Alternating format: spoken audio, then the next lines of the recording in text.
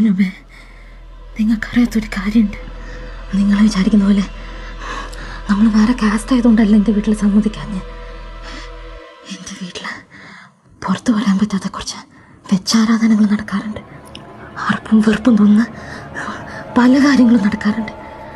പക്ഷെ പുറത്ത് ഞങ്ങളെല്ലാവരും പോലെയാണ്. ചില പ്രത്യേക ദിവസങ്ങളിൽ ഞങ്ങൾ കുടുംബങ്ങൾക്ക് ഒത്തുകൂടും. ഒരു രൂപത്തിൻ്റെ മുന്നിൽ നിന്ന് ചില പൂജകളും പ്രാർത്ഥനകളൊക്കെ നടത്തും.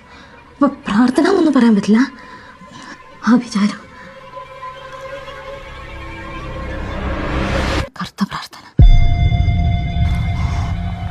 രക്തവും വെള്ളവും ശരീരവും അങ്ങനെ അറപ്പ് തോന്നുന്ന എന്തൊക്കെയോ വെച്ചിട്ടുള്ളൊരു ഒരു പ്രാർത്ഥനയാണ്.